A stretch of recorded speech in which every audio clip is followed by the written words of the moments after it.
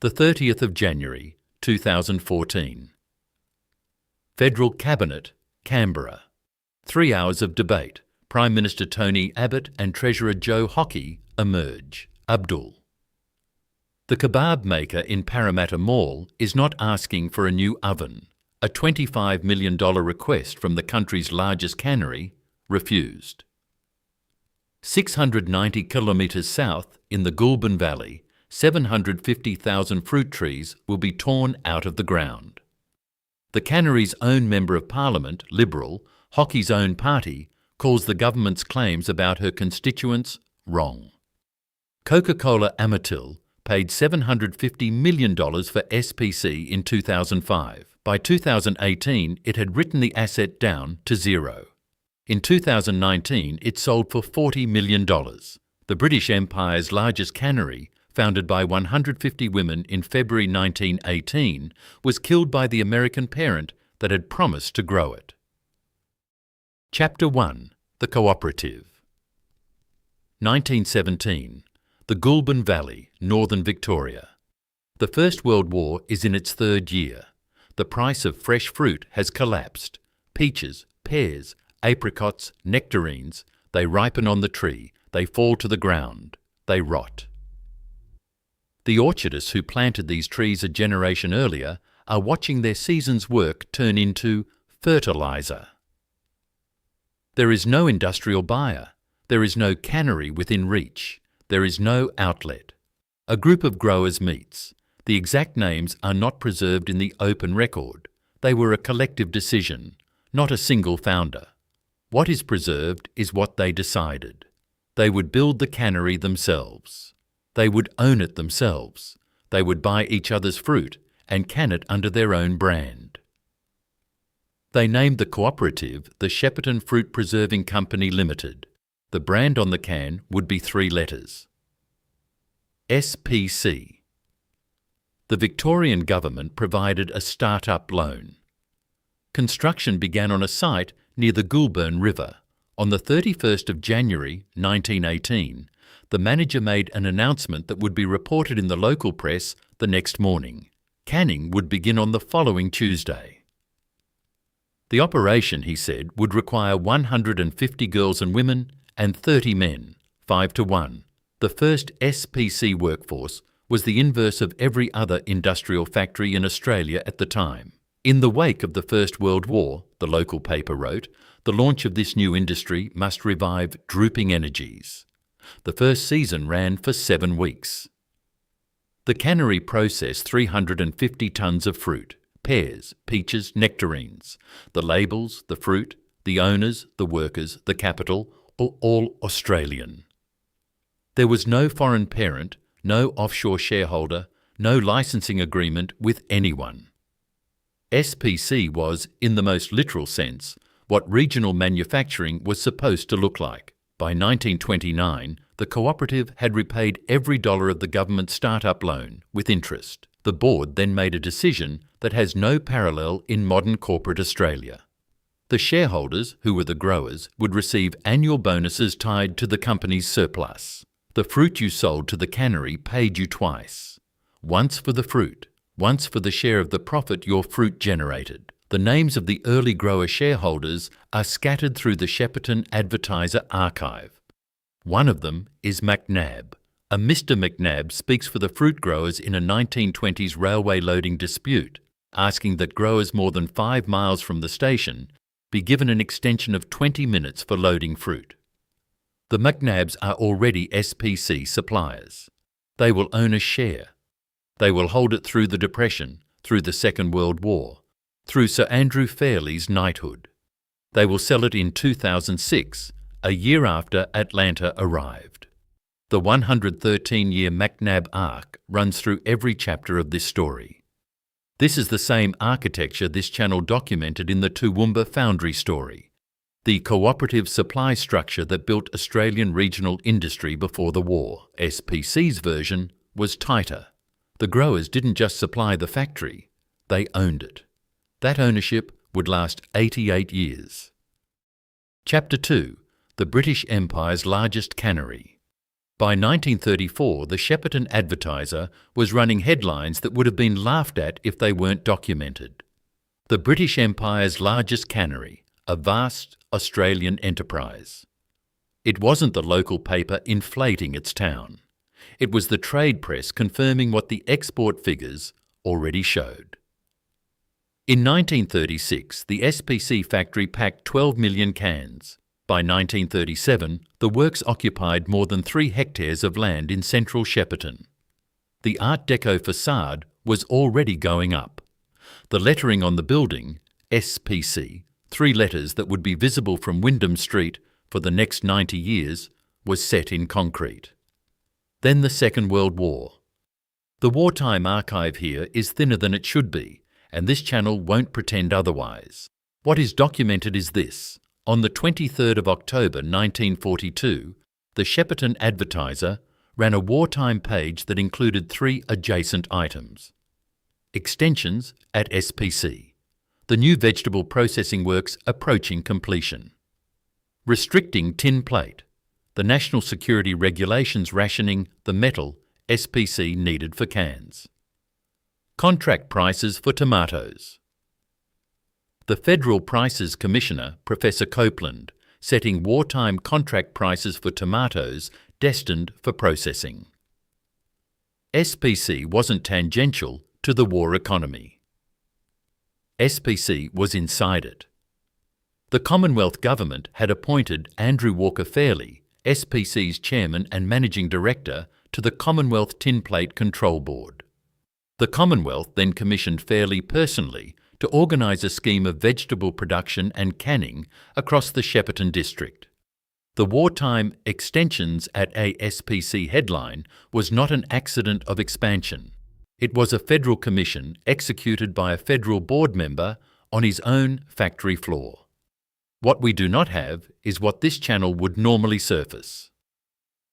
A specific Australian Army supply contract, a named delivery of SPC cans to the Middle East, to New Guinea, to the Kokoda track, a plant honour roll listing the SPC workers who enlisted and the ones who didn't come back. This is the same archive gap this channel documented in the Ronaldson and Tippett episode. The wartime record exists in primary sources, but it sits in trove, in the Australian War Memorial collection, in the virtual War Memorial. It has not been collated. We will not invent it. What we can say is this. The corvette HMAS Shepparton was laid down at Williamstown on the 14th of November, 1941. She was launched on the 15th of August 1942 by Lady Goodall, wife of the Victorian Commissioner of Public Works. She was commissioned into the Royal Australian Navy on the 1st of February 1943. Her battle honours read, Pacific, 1943. New Guinea, 1943 to 1944. The ship was named for the town. The town was named for the cannery. When HMAS Shepparton sailed for New Guinea in April 1943, the cannery she shared a name with was packing 12 million cans a year and expanding into vegetables. That much the record supports. By the end of the 1940s, the female-dominated SPC workforce had expanded again. The product range now included jam, baked beans, tinned spaghetti, every shelf-stable item the Australian pantry would later take for granted. The growers still owned the cannery. The workers still came back season after season. The Empire's largest cannery was preparing to feed 3 generations of Australian children. Chapter 3. The Fairalay Decades. The man at the centre of the post-war expansion had arrived in Shepparton as a 3-year-old. Andrew Walker Fairley was born on January 28, 1984, at Grangemouth, Scotland, the 5th son of James Fairley, a draper. The family sailed for Melbourne in 1886 and settled at Shepparton in 1887. Andrew was educated in the town. His mother, Mary Agnes, née Walker, would be buried there in October 1932, 4 years after her son had taken control of the cannery she had watched him build. In 1921, Fairley was asked to act as financial advisor to the Shepparton Fruit Preserving Company. The cooperative had been running for 3 years. After a successful start, it was facing financial difficulties. Fairley joined the board. He refused to accept a salary or expenses until the company was profitable again. He was 37 years old. He worked for free until the cooperative could afford to pay him. In 1924, he became chairman. In 1926, he became managing director. In 1927, he was elected the first mayor of the borough of Shepparton. The Australian Dictionary of Biography records that he walked through the plant morning and afternoon. He was on the floor. He knew the women on the peach line. He knew the men in the boiler room. He was made a Companion of the Order of St. Michael and St. George, CMG, in 1947, and elevated to Knight Commander of the Order of the British Empire, KBE, in 1951. Under Fairley, SPC stopped being a regional cooperative that happened to be successful and became the largest fruit canning complex in the Southern Hemisphere. That phrase deserves a footnote. SPC made the claim. The trade press repeated it. By the 1970s, output exceeded 43 million cans a year. The Southern Hemisphere claim is harder to verify against equivalents in South Africa and South America. This is the same problem this channel documented in the Toowoomba A Foundry episode. The scale is real. The superlative is company-sourced. What is not in dispute is what the Fairley decades did to the town. The SPC Factory Sales store opened in central Shepparton, a destination for bargain tinned fruit that would still be operating in 2026. The Mooroopna cannery, originally the Ardmona operation, a separate company, became the second pole of the Goulburn Valley fruit processing industry. The two companies would compete, merge, and eventually be killed by the same parent, but that was 40 years away. The work itself was hard. The worker testimonies in the Shepparton News Archive describe it in detail. 10 minutes of morning tea on the dot. Toilet breaks watched like a hawk. Fingers wrapped in calico against knife cuts on the pear line. One worker on the peach stoner line in 1969 recalled nearly losing her hand because she was flirting with a man on the line above her. The seasonal wages funded house deposits, washing machines, university fees. Multi-generational employment was the norm. One worker recorded that her mother had put in more than 30 years on the lines. In 1946, when the war was over, nearly 250 SPC workers went on strike. A partial walkout at the Ardmona cannery in Mooroopna ran alongside it. The dispute was over the company's refusal to re-employ a single worker, a labour question, a dignity question, a question about who the cooperative actually belonged to. The growers still owned it. The workers did not. The tension would hold for another 56 years. In 2002, SPC and Ardmona merged. 3 years after that, an American beverage company came shopping. Chapter 4. Atlanta Come Shopping. 2005. Coca-Cola Amatil, the Australian bottling licensee, in which the Coca-Cola Company of Atlanta held a 30.8% stake, was looking to diversify away from soft drinks. Its group managing director, Terry Davis, wanted food assets. He found one, the Shepparton Preserving Company, now SPC Ardmona, with operations across Shepparton, Mooroopna and Kyabram, plus the IXL and Taylor's brands, was for sale. The price is genuinely contested. Wikipedia and CCA's own statements report 750 million Australian dollars. ShareCafe reported 700 million Australian dollars.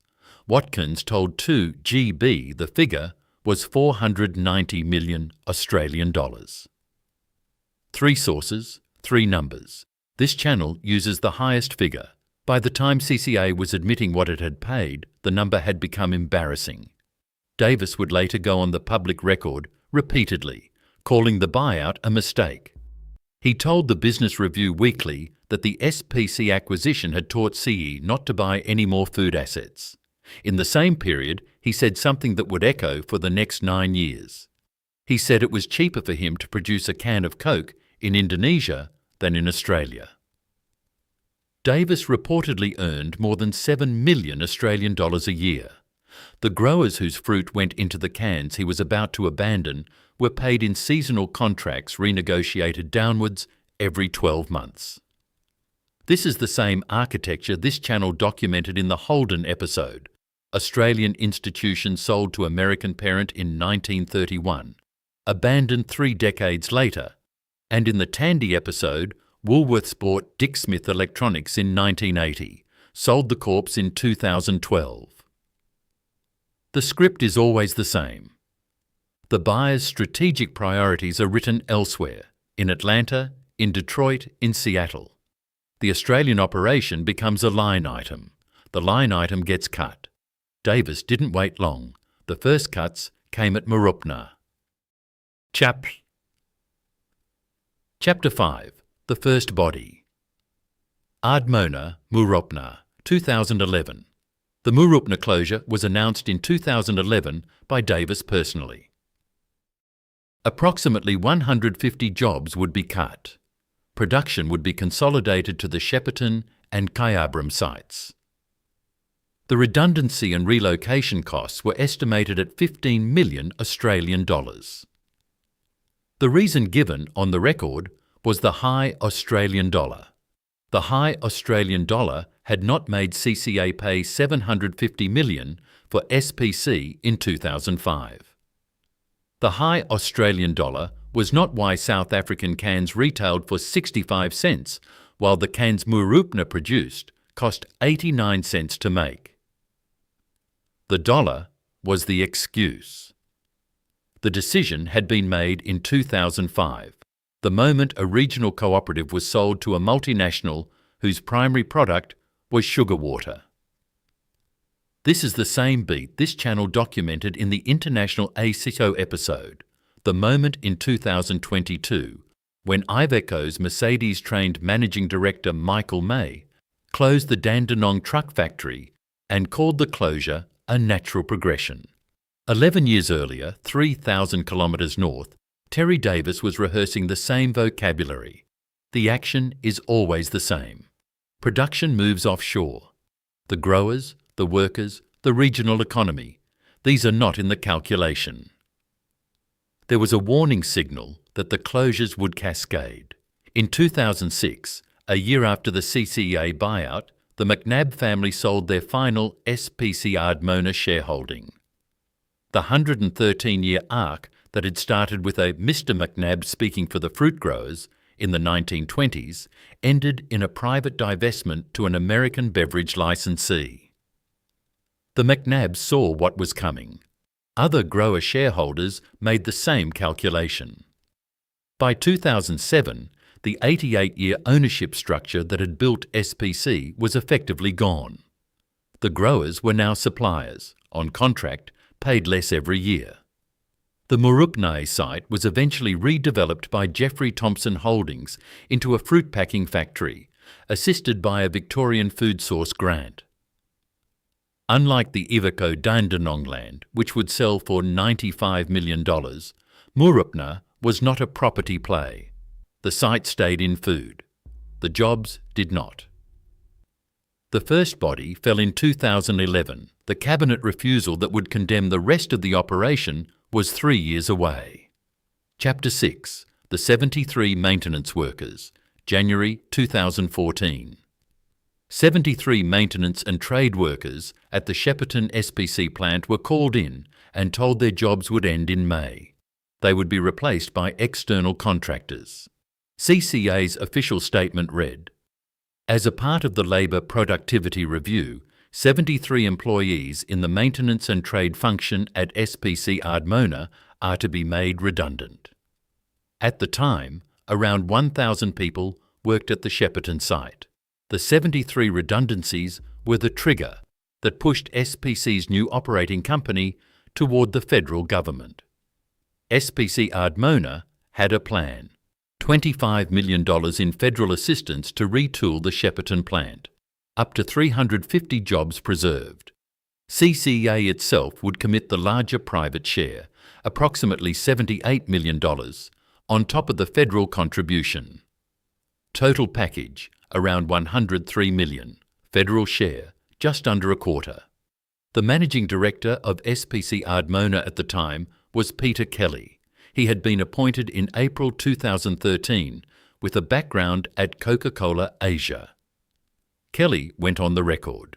We are competing against products from countries that have considerably lower labour and production costs and arguably lower quality standards than we have in Australia.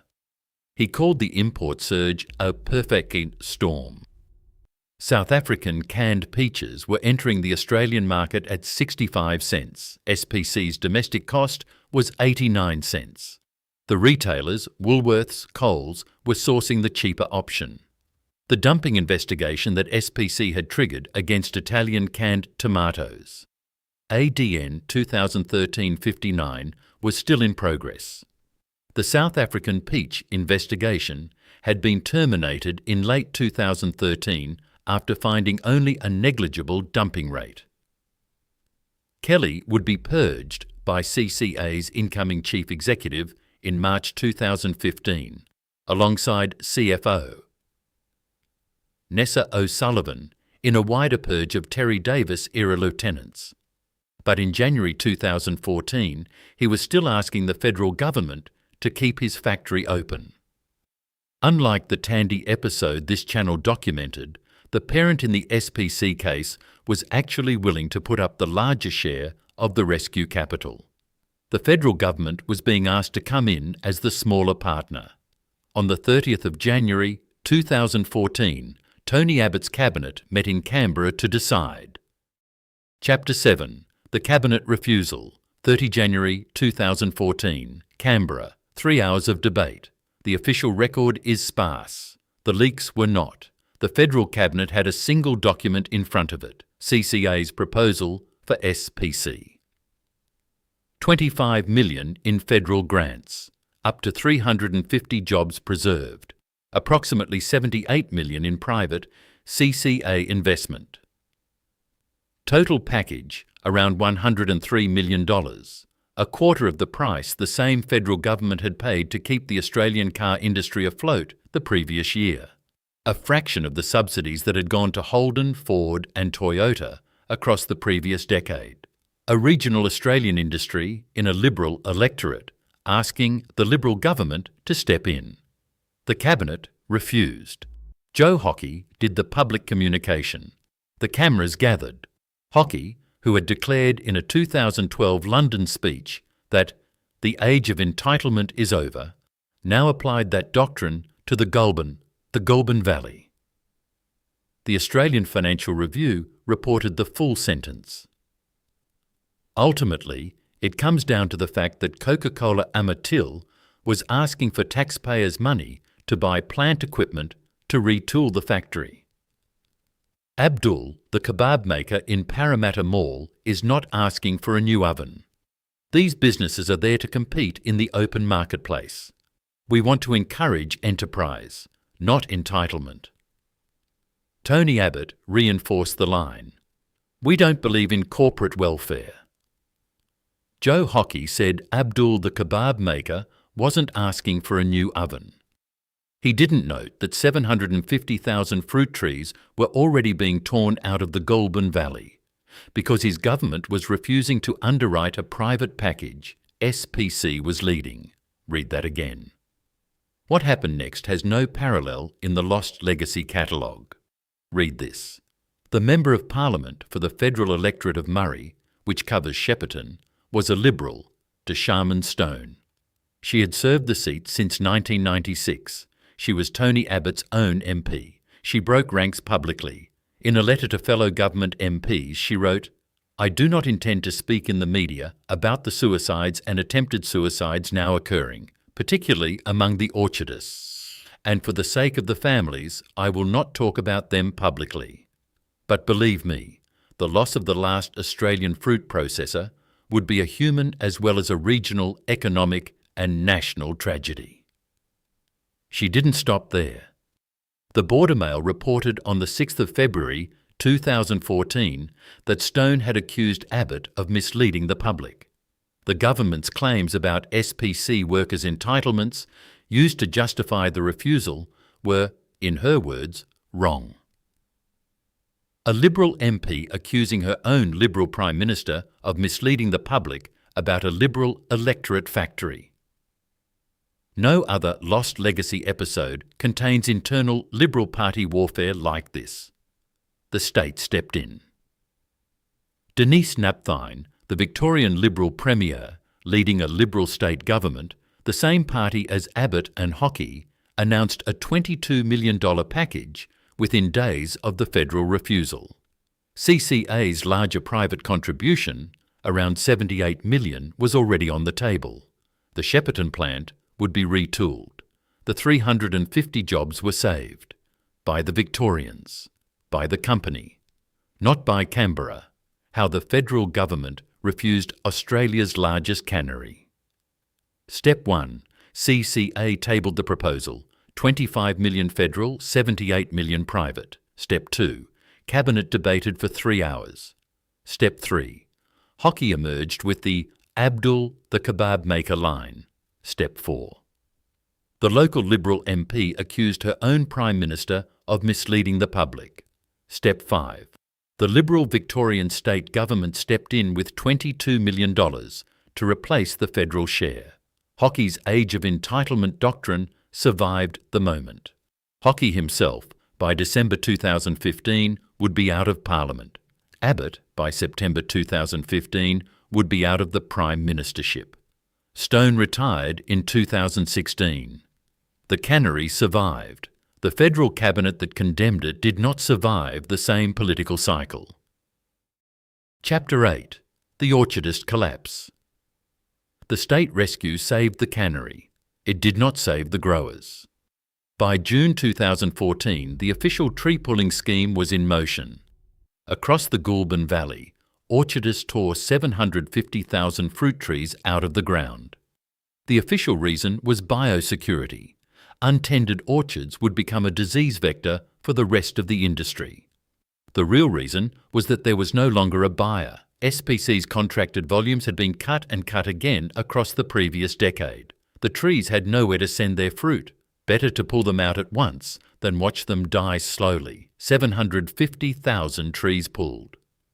Woolworth's later Australian-only private label deal, announced in early 2015 as a Save SPC initiative, was projected to save 50,000 trees. Net Goulburn Valley loss, 700,000 trees. Read that again. The McNab family went on the record. Mitchell McNab spoke to Upstart magazine. For 113 years, the McNab family have been providing Australians with fruit, and until 2006, they partially owned SPC Ardimona. He described the arithmetic that was killing him. It cost SPC Ardimona 89 cents to produce a tin of canned peaches. Coles and Woolworths sell peaches imported from South Africa for 65 cents a tin. The Australian retailer was earning a higher margin on imported fruit than on the fruit grown a 2-hour drive from its distribution centre. The McNabs cut their trees down. 113 years of fruit growing ended by a 24-cent gap. Doug Brown spoke to New Matilda. He had grown canning peaches in the valley for decades. His annual capacity had been reduced from around 500 tonnes a year to around 300 tonnes. He was being squeezed in slow motion. We're stuck in the dual drums here. We're just going around and around. You wonder how many times you'd have to get hit and stand back up again to think, well, I might just not stand up this time. That sentence was published in February 2014. Sharmanstone's letter to her parliamentary colleagues had referred, the same month, to suicides and attempted suicides among the orchardists. She would not name them publicly. The local hospital records were not made public. The crisis was documented, in the careful phrasing of a Liberal MP who would not betray her constituents to the news cycle. The economic numbers are documented. Glenn Capuano's 2014 Economy.id analysis found the SPC Ardimona contraction would cause approximately $200.89 million in total economic decline across Australia. Approximately 2,500 jobs would be lost, more than 3 times the cannery itself, once orchard collapse, transport, logistics and downstream services were included. Shepparton's economy alone would lose around $100.375 million. Local unemployment, at 8.6%, was projected to exceed 12%.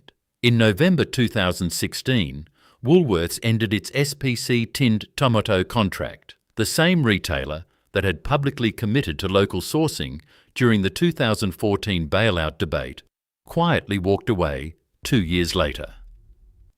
The 2014 hockey doctrine, enterprise over entitlement, had become the 2016 Woolworths reality. The kebab maker in Parramatta wasn't asking for a new oven. The orchardists in Stanhope were pulling out their trees and watching their neighbours pull out theirs. This is the same supply chain collapse this channel documented in the Toowoomba Foundry story. The families who fed the factory died with it. Chapter 9. The $40 million sale. June 2019. By 2018, Coca-Cola Amatil's chairman, David Gonski, had signed off on a single line in the annual report. CCA had recognised a non-cash impairment of the carrying value of SPC's net assets to zero in the 2018 financial year. The asset was on the books at zero. The arithmetic that got it there reads like a coroner's report. The original 2005 purchase, somewhere between $490 million and $750 million, depending on which CCA executive you ask. Approximately $250 million more in capital reinvested over 14 years. Technology, equipment, energy. $78 million in the 2014 rescue the federal government refused to underwrite. CCA's total money in, well over $1 billion. Brought to zero in book value across 5 non-cash impairments, totalling approximately $949 million, $80 million in 2012, $146 in 2013, $404 in 2014, $172 in 2016, and a final $147 in 2018.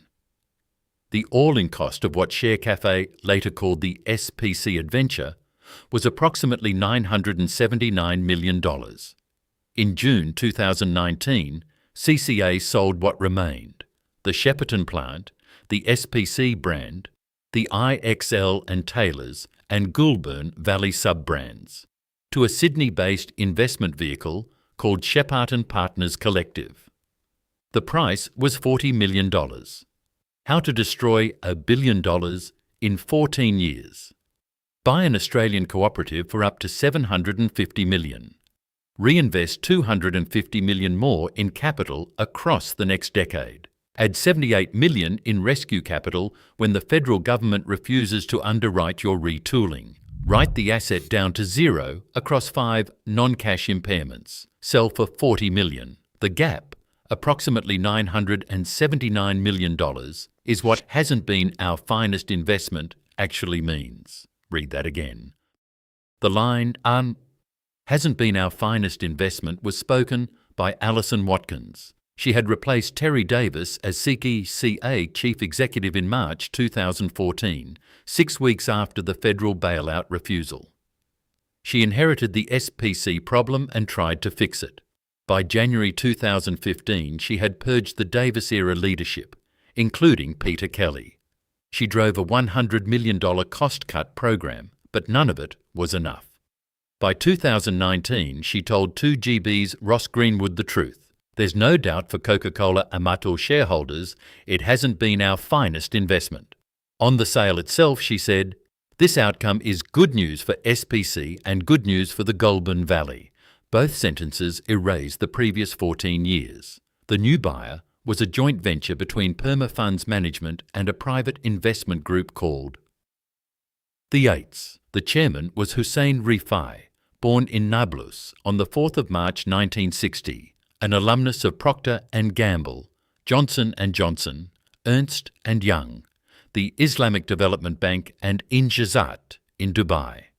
Rifai also chairs Nature One Dairy, registered in Singapore. The capital chain ran from Sydney to Singapore to Dubai. The cannery, founded in 1918 by Goulburn Valley orchardists, was now controlled by a fund manager whose career had been built across 5 time zones. This is the same architecture this channel documented in the Dick Smith story. The Dick Smith outcome was 3 years of asset stripping and a collapse into administration. Whether SPC would follow that pattern or break it was the question Rifai now had to answer. Coca-Cola Amatil itself was acquired by Coca-Cola European Partners in 2021. Watkins exited on completion. The American beverage licensee that had owned SPC for 14 years was itself absorbed by a European bottler. Atlanta still owned the license.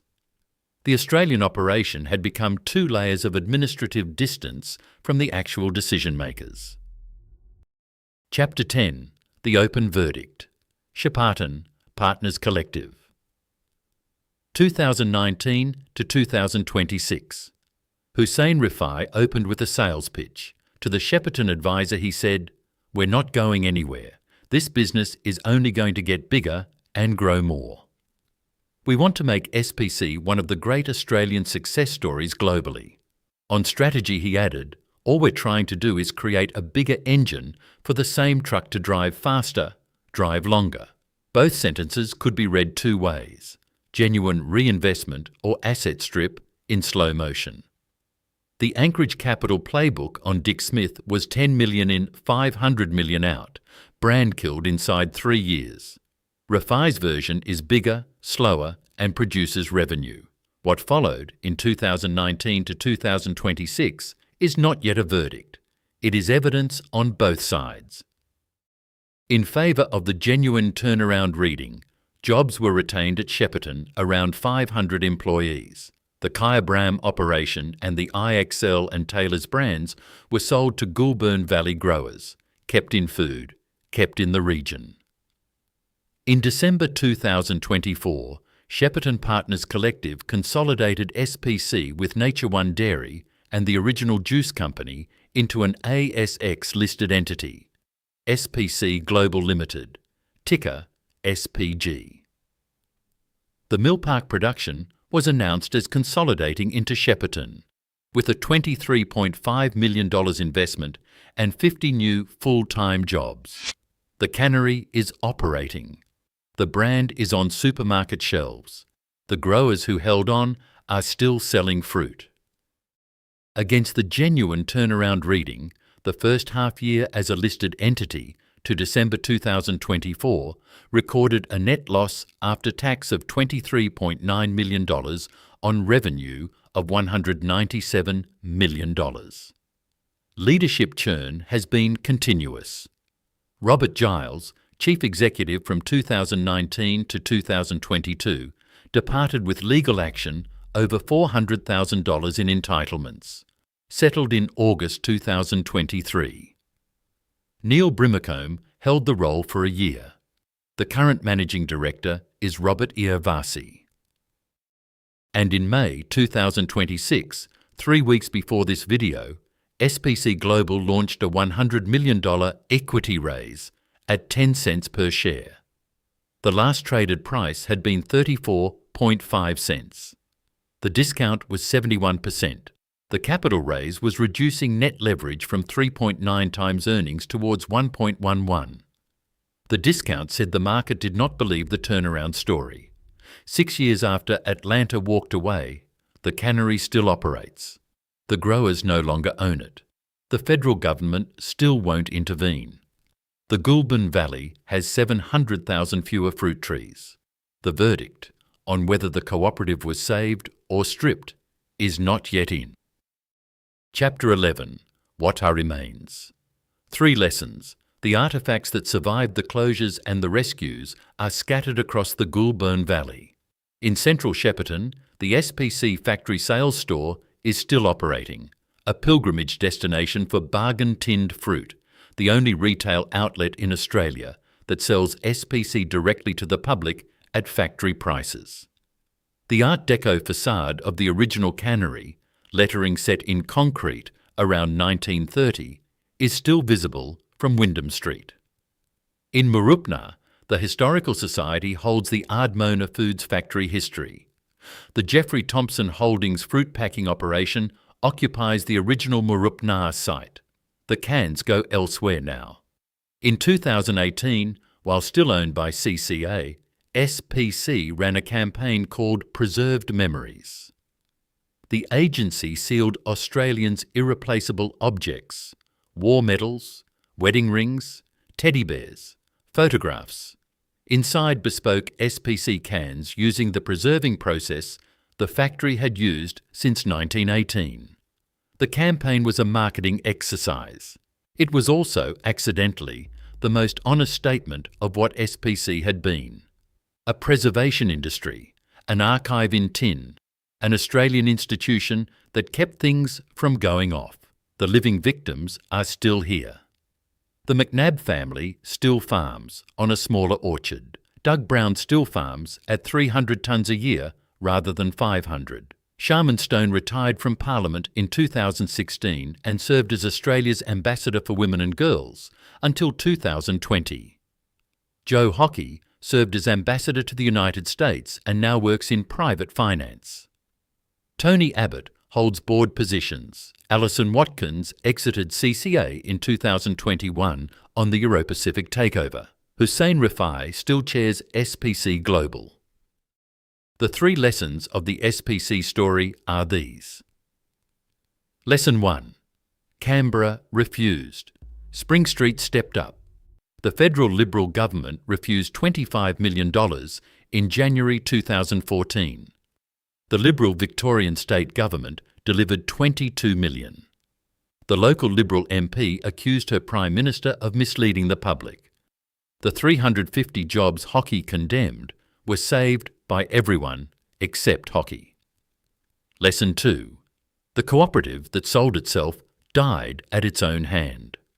The 1917 Goulburn Valley orchardists owned SPC for 88 years. In 2005, they sold to an American beverage company that didn't want food assets. The grower ownership that built the cannery was the only structure that could have saved it.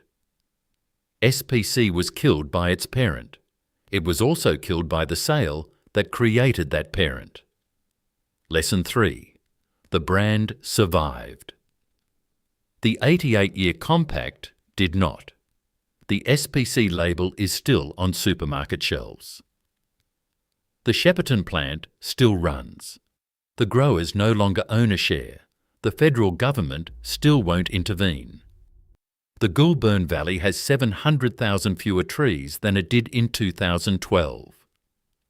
The institution did not survive what the brand did. The 30th of January 2014. Canberra Joe Hockey said Abdul, the kebab maker, wasn't asking for a new oven. The 20th of May 2026. Shepparton. SPC Global raises $100 million at a 71% discount to keep the cannery operating. 12 years apart, one country. This is not just the story of SPC. It's the story of what happens when the parent loses interest, the cabinet looks away, and the growers no longer own the company they built.